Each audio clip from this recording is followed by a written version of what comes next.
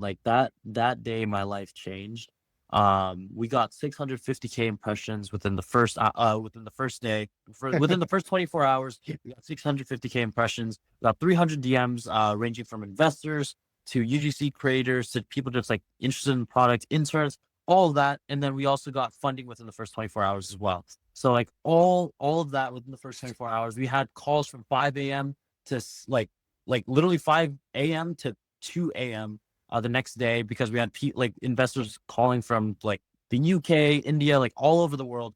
It was actually insane. And then we sort of like continued sort of marathon for like 2 to 3 more days, and we're able to close our round within 4 days after our launch video. My job as like the growth and marketing guy was to like make sure people stay on the page, stay on the video, all that stuff. And first impressions matter. And so like we started the thing with like a guy jerking off, because like what's more jarring than like a guy jerking off on LinkedIn, right? Like you, Yeah. you don't see that every day. You probably have never seen that. So I was like, yeah, You play a lot on like virality in some aspects, and we'll go into like how you get there in some ways. But yeah, what's the vision? yeah. So yeah, But yeah, man, welcome to the podcast. It's great to have you here. um, thanks for having Um, me.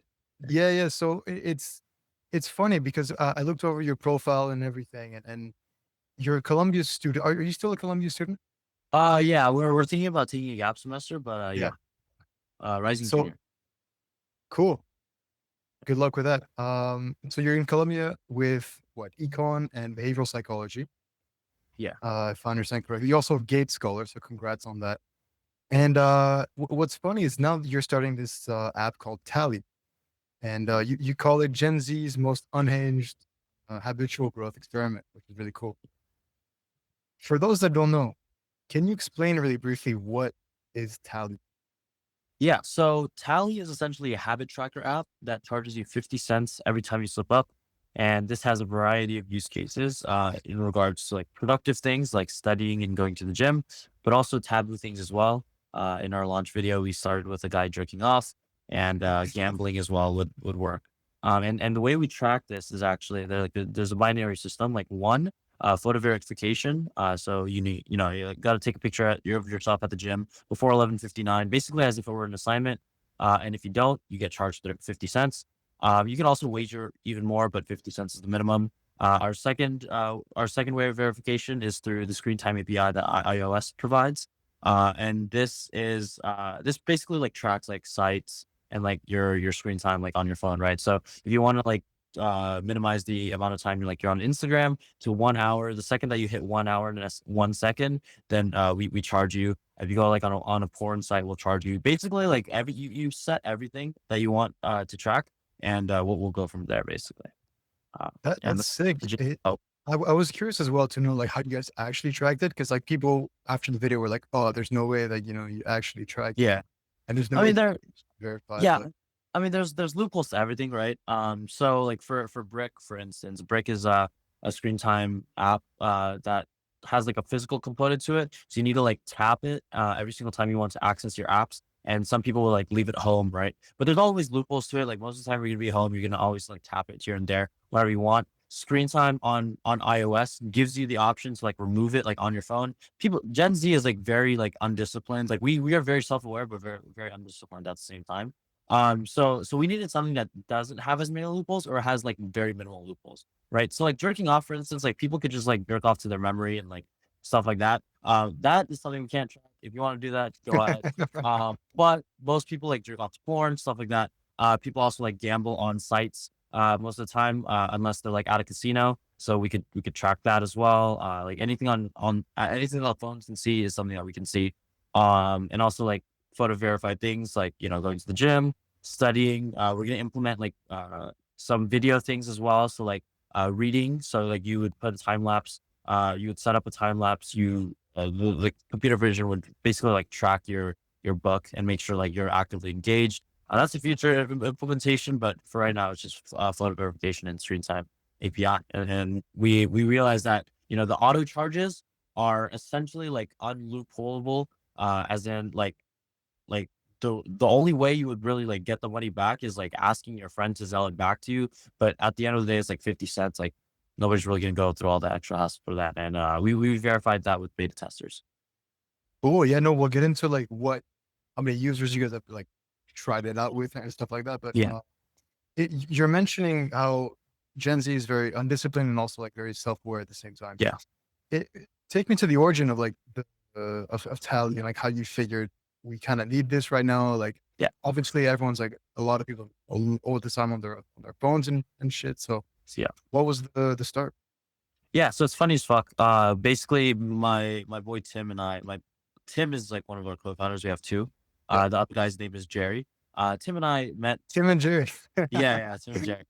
So Tim and I met online like during our senior year. Like after we got into Columbia, people are like texting people trying to make friends before they go to school, right? And then Tim and Jerry were high school homies since day one. So that's how like we all know each other, right? And so like while Tim and I were like texting, we realized we were both addicted to porn, as like a lot of young guys are.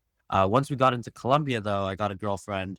And I wasn't able. I didn't need to like sort of resort to those materials, but Tim was struggling here and there, and so I was like, wait a minute. I find myself in the trifecta of problems. Like one, I'm in New York. Two, I'm broke, and three, I have a girlfriend. That's not good for financial stability at all. So I was like, dude, why don't we just strike this funny bet? Every time you jerk off, you give me I think it was $10 at the time, not 50 cents. And it was like all through the honor code, right? But like since we had like a lot of trust with each other, we knew we weren't gonna break it. So I was able to like get like a lot of my boba runs funded by him. Like I was able to get like some lunches and dinners here and there. But The then guy, like the guy was at the end beating. of yeah, and at the end of the day, the psychology works. Yeah. And then like he sort of like plateaued in a lot of like his bad habits. And I was like, okay, wait, I want to like be on this too. Like that's kind of like fun, like betting on yourself, which is our tagline, by the way. So we realized like we wanted to generalize this a bit more. We brought this over to studying, and we were like, okay, we're gonna go to the library. We're gonna lock in. The first person to tap out owes the other person $10. And we kept generalizing and generalizing, and kept realizing that the psychology actually works. Like one, it's social pressure, but two, like the biggest, like most obvious thing is financial pressure, financial accountability, social accountability. So we bet on those two things. And like simultaneously, Tim and Jerry were working on startups since high school. So we started kind of combined forces, and we're like, fuck the job market. Like, why don't we just build something for ourselves? And you know, that's where Tally was born.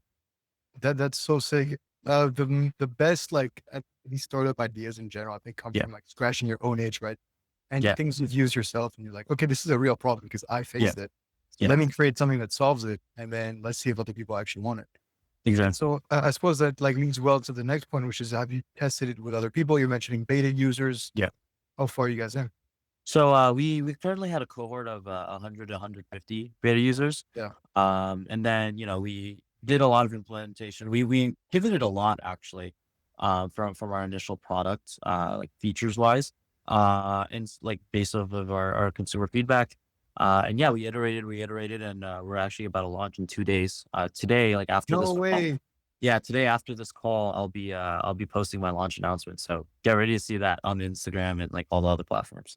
That's sick. Let's get into Yeah, the launch, like plan, the go-to-market plan, and everything. Obviously, yeah, the big video. I think that kind of went viral. We'll go into that a little bit. But yeah, what's your plan right now? The video will be out like after you launch, so yeah, it'll be okay. But take us yeah. through the sauce.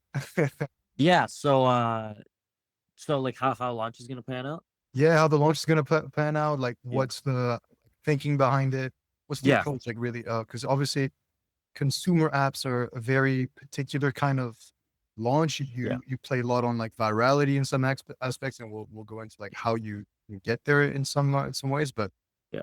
what's the vision? Yeah, so I'm actually like tapped in with like a lot of the Gen Z founders, and we're all talking about like this content first approach. I'm sure you've Yeah. seen with Lily and sperm racing, stuff like that. So we're also betting on that idea too. So what we initially did, what we have out in the world right now is our launch video for LinkedIn and X, right? Which is not our concentrated ICP profile. Like that is not the platform with our most concentrated ICP. That would be on Instagram and TikTok. So we're actually launching that video on Instagram and TikTok on our launch day, because like there's going to be a little minimal to no overlap. essentially there. And why we did that initially on LinkedIn and X is for investor marketing. We just wanted to make a quick buck and sort of get our close around before we launched because we wanted to see what budget we were working with in terms of like, spilling into like content creation and UGC and AI videos, all that shit, right? So Okay. Mm. that's sort of what we're doing right now. Like upon launch, we're just going to launch the video, launch the app, reach out to all of our wait lists and members, stuff like that, and then see where it goes. We were planning to post like a shit ton of content every single day, just spamming the internet with Tally and who we are. Yeah, that it's super cool. This new distribution is kind of the product and like this Yeah, content first approach. Now that, well, it's kind of a perfect audience for you because it's really the people that are on TikTok that you're trying to exactly. get off TikTok in a way with the Yeah, app. And so you're targeting them perfectly with content, and so yeah. it's almost a perfect match. But I'm curious to know that at first investor round, like it's not often that I don't know, you kind of have to like plan that and like Yeah. see that you have to go through LinkedIn and X first, close around. How quick was that? How many people reached out to you, like the investors and all that? Oh, it was insane, man. Like that day my life changed. We got 650K impressions within the first day.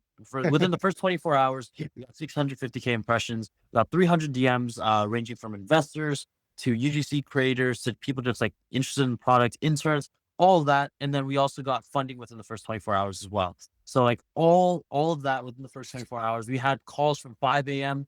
to like literally 5 a.m. to 2 a.m. The next day because we had like investors calling from like the UK, India, like all over the world. It was actually insane. And then we sort of like continued sort of marathon for like 2 to 3 more days. And we're able to close our round within 4 days after our launch video. Nice, nice. Could you reveal anything about the round itself in terms of like the kind of investor that was involved and like what you guys were looking for as well, or like Yes. how much you guys raised? Yeah, so we raised like right under 500K because we didn't want to oversubscribe our round. Yeah. In hindsight, we probably would be able to raise a bit more, but we didn't want to like spread our cap table too thin. We raised at a $10 million valuation, and we primarily looked for angels because we needed like instant cash. Angels are the only people that can wire us money really quickly. So we were like, okay, if you're a VC, we'll talk to you later. Like we'll reach out in a bit. But like after we launch. But we know those deals take much longer than a day. So that's like the reason why we were able to close our round that quickly. Yeah. And the round was to fund that launch and like the whole build up to the launch and then Yeah. building out the initial features, the product and Yeah, whatnot. our initial run rate. Yeah, our initial run rate basically. Yeah. And so what's the how do you film such a like the cinematic video? Or do you have like a background in photography or anything? Do you guys hire No, no, I okay. don't. So one of my boys from high school actually, um, went on to become like a really cool cinematographer for the Face Clan. He's like Oh one of shit. their producers out there. So I just called him up. I was like, "Yo, I have this cool idea. You want to help me film it?" And we collabed with their entire team. It was like a 20 person crew, whole day shoot in a random like house in Hollywood, I think. It was like the most insane experience because like I do like a bit of modeling, but I've never done like acting. And that Mm. was like seeing like all the production stuff behind every scene, like every like 5 second scene needs like all this like crazy amount of lighting. It's insane. Like it was a surreal experience. But it was really nice to see like my ideas come to life. Our ideas. Come to life. Yeah. No, no, it was really cool to see as well. And the level of the production was definitely high. And I think it's Thank something you. that well, it definitely I don't know if Clooney was the first one or whoever Yeah. was studying this content or its approach, but Yeah. this high production video for things that, it's not a movie that you're making necessarily, it's just like a Yeah. launch video. What's your take on that kind of shifting the leverage that founders have for getting attention and getting their word out there? Should people be doing that more? Is there only for consumer apps? Should B2B founders do that too? Like, what's your take? Yeah, yeah. I mean, a lot of my friends within the founder space also look to friend.com for as inspiration. They're building like a pendant that basically stays with you and is like kind of dystopian. We all like really liked this dystopian cinematic appeal, and Yeah, Roy was like one of the first to do it, and then sperm racing, and we were like, you know what, like the psychology behind this makes sense. Like the thesis behind a cinematic launch video is like that first impressions matter, right? And so my job as like the growth and marketing guy was to like make sure people stay on the page, stay on the video, all that stuff. And first impressions matter. And so like we started the thing with like a guy jerking off because like what's more jarring than like a guy jerking off on LinkedIn, right? Like you, Yeah. you don't see that every day. You probably have never seen that. So I was like, we need to like maximize our shock value, maximize our engagement, especially like our rage bait as well. We like we want to like garner both sides of the spectrum, like people who hate us, people who also really love the product, because that's the like all PR is good PR, basically. Um, That's a great saying, and honestly, I can attest to that because at first I'm like, "What the hell is this?" Like I saw this on yeah, my feed, and I was like, "What is this?" And then going a little bit deeper, I'm like, and now talking to you about the actual use of it, and yeah. how it's actually like it's pretty cool product, I would say. Thank you. And yeah, I'm curious. What's the next? What's your timeline for like the next few months in terms of building it out, the launch? What are you expecting? Yeah, so once we launch, we're gonna get like our initial uptick. We're gonna get like we have like some newspapers writing about us like pre-launch right now that we're hoping to publicize pretty soon. So that'll be really big. Just like off of like that one video is insane.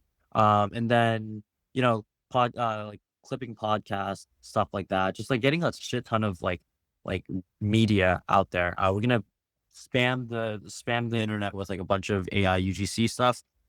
It's been done before, and we're pretty like early to the market, so we're gonna definitely capture that. Yeah, I mean we're hoping to raise another round post launch, probably like a month afterwards. Just because like we wanted to raise a small round just to like give us some leeway, but a bigger round Right. to allow us to do more things. And then yeah, I mean we're probably gonna take a gap semester at Columbia. So, we're gonna be in New York. We're gonna do a lot of it's best like for consumer social. So we're gonna be shooting a ton of content, developing the product a lot. Like we have like some of the best engineers right now. So well, our turnaround time is gonna be great. And we're looking forward to our first months of Oh, launch. for sure. It's gonna be exciting. Do you reckon you'll like if it takes off? Do you reckon you'll if you can take more than a year off Columbia, would you go back? Yeah. Yeah. I mean, yeah. So I was raised in a first generation low income household. So that means like, my parents were immigrants. Yeah. I need to graduate no matter what. I just need to make him proud.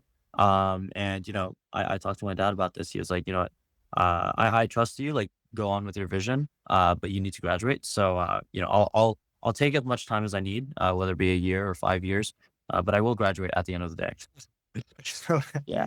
that's cool, and it's interesting because Tally is kind of aligned to what you're doing, like in terms of psychology, as Yeah. well as like the economic side. Like it's funny to see the both projects, even though they seem very separate, kind of align it in that same vision. And so you can always leverage this project, regardless of how it goes, in your future Yeah. economics and psychology career Yeah. or whatnot. Yeah, honestly, like I don't even know if I can get a job at this point. Like I've already fucked up my digital presence so much. Like the stuff that we have coming later as well. Like we've shot a few more ads. It's kind of jarring. Like I don't I'd be surprised if I'd be able to get a corporate job. But yeah, I think I like startups is something that I'm like super interested in, like growth and marketing. So honestly, I'm like full sending this. If this doesn't work, I'll make something else work. But yeah. That's the right mindset to have for sure. And I don't think corporate is necessarily something you should envision if you like really want to Yeah. get to it. But just the fact that you're able to create something like this out of a few co-founders and I suppose their houses and stuff like just Yeah. building up the idea. It's already a lot of testimonial for what you're capable of, and startups are going to recognize that, and I think are currently already are. So something else that I want to ask you is that what's in the water in like New York and Columbia University? Oh, you guys are like dropping out or like starting these huge companies and everything. Yeah, I mean, How's the culture changing a little bit? no, yeah, I mean, it was really bad. Like, we for context, like a few years ago, like we got like a statistics professor like fucking up our stats, and so like we went from second in the world to like I don't know 18th. Like we dropped our rankings, and then we also had the Oh, Palestine Israel political campaigns on campus, and like everybody, like basically like Columbia had a really bad spotlight, and then Roy Lee comes out here banging with Cluey, and yeah. then Truly came out like literally like last month, and then Tally's about to come out. I think what we've realized is we're surrounded by a bunch of finance people at Columbia. Like a lot of people are like heavily invested in finance and computer science. We're also like super embedded in the artistic realm of New York. And I feel like a lot of creativity from there is what inspires all the Columbia startups that are popping right now. There's another one in the water that'll be launching within a month or two. I can't really say much about that one, but yeah, it's super interesting to see everybody come together. Like everybody's still like everybody at Columbia, like within the entrepreneurship groups, are all like betting on this like social, like consumer social space being the next big thing. And yeah, marketing's the way to go, especially in New York. You can make a lot from doing that out there. Yeah. And are you guys like all in the same group chat or like all helping each other in some way or something? Yeah, kind of. We're all like interconnected. Like everybody knows Yeah. everybody. Like we all kind of like that's SF and stuff like that. We kind of bounce between. Yeah. But like Roy and that team is like all they're staying in SF, and Sperm Racing is also in SF. But a lot of the other guys like Series. I don't know if you've heard of Series, but like another like startup from Yale. I They're might have based out seen. in yeah, they're based out in New York. Funny enough, actually, I'm like leaving tomorrow to the Hamptons, Yeah. because we have like they're filming their Hamptons reality show, and I'm like one Oh of the shit. contestants on it. So yeah, I'll be launching Tally in like a random ass like mansion in Hamptons, but it'll be so fun. Like I'm super excited to see where everything's going. Like the startup space is booming right now. Like I love like helping out my friends in any way I can, and just like just I don't know, doing shit. No, yeah, you guys are all we're all kind of moving like as an ecosystem, like as a Yeah, everyone's expanding. And so yeah. how's SF's particularly like what's the difference between that and like New York? Do you think you should really be in SF to build this out? Yeah, so we actually have like conflicting thoughts between the team. I think because I mean I'm the growth and marketing guy, so like I need Yeah. to be like surrounded with like a bunch of like creatives and like all that stuff. I'm kind of biased. During my time at Columbia, like 70% of it was oh sorry, somebody's calling me. Uh All 70 good. 70% of it was at like creator events and like fashion things, and then the rest, like the 30 was at school like working. And I highly prioritized my network and just meeting like really cool and interesting people, because I felt like at a school like Columbia, like that's where like academics are like basically on par with like a lot of other schools. What differentiates you is like the people around you, and so I try to like capitalize on being in New York. So yeah, that's like I'm heavily advocating for New York. I think the Yeah. team is like also shifting there as well. Because we are a content company at the end of the day. We are a Mr. Beast company, like I mentioned. Yeah. So there's so much that I can do. I also can't transport, like I can't drive for some reason at 19. So like, be like just being in New York, it will be more practical for me. I'll be able to do much more. San Francisco though, like, you can't go wrong with San Francisco. Like everybody here is like so hardworking. Well, the thing is, like, we're currently based in like San Jose, which is like an hour from San Francisco. So like not real San Francisco, but Yeah. we go up there whenever we can, like every other week or so, and just like hang out with the guys. Yeah. That's cool, man. And what's your day look like for people that like have no idea what to imagine of like a startup founder in this huge booming space? Like, how does your Yeah. day, if there's a typical day, how does it look like? Oh man. There's been three different. No. I don't know. So like when we initially started, we were in New York, and like I do like modeling on the side. So like half of my day would be like out in the city, like shooting or like talking to creatives, like storyboarding things, and the other half would just be like tally grinding. Ever since we moved here, like low-key, we have not left the house. We've just been working every single day, every single waking hour. Like we sleep at 5 a.m., wake up at the 8. Like we take calls like half of the day, and we're just like working the other half. Like one person's taking the calls. Usually, like it's me or Tim, and like there's always somebody like working like physically on the product at all times in the day. So yeah, it's kind of a grind. But I get basically I'm getting paid to live with my friends, so I Yeah. can't really complain. It sounds a bit like a dream life, man. And Yeah. anything you do outside of this work, I suppose modeling is kind of your creative outlet as well as this Yeah. one. Any interesting hobbies you got? Yeah, I mean, I did content creation for a bit. I'm low-key falling off right now. Yeah, I'm gonna start doing that within the next few days. But other than that, like I do like I perform card magic a little bit here and there, and I used to do a lot of Rubik's cube speed solving, so I'm trying to get into that more. I picked up the cube for the first time in like a while, Yeah. last week actually. So I've been practicing, trying to get my times lower and lower. That's cool, man. That's cool. Good to do something else as well, like on the side. Yeah, Last few questions, just on like the yeah, vision of Tally. Like, yeah. do you envision this ever going into like the enterprise scene for like professional development and like habit tracking on like the corporate level? Yeah, I mean, on the corporate level, we're still like ironing out some details. We might go hybrid eventually, Yeah. because that's where the money is, frankly. But like the end goal for Tally is to create AR application for glasses, so we can create Kalshi for IRL events, basically. And what that means is that I can bet on whether or not like my friend is going to talk to a girl at the club later that night, Mhm. or I can bet on whether or not I'm going to overeat. Anything that the eye can see, we can bet on, right? And so it's like social betting with everybody, like all your friends, tracking everything that Tally currently cannot, which is like on the phone, right? And so that's where we're, like the future's headed, anyways. Like AI wearables are going to be a thing within the next few years. So we're gonna for right now, we're gonna capture like as much consumer mind share as we can before we eventually like take on that futuristic market. Wow, that's a whole new world vision for sure. Yeah, That's crazy. It kind of reminds me like that Cluely video where like on the date with like the glasses and you just see the yeah, whole screen that pops up, and now you'd be betting directly on like what's going on. exactly. But then you do you have to think about like the financial like handling of that? If it's always going to be 50 cents, or are you going to like create a Yeah, whole was it a market pretty much on like how to yeah. do these things? I mean, essentially, yeah. I mean, everything can be adjusted like wager wise. Like 50 Yeah. cents probably going to be our minimum.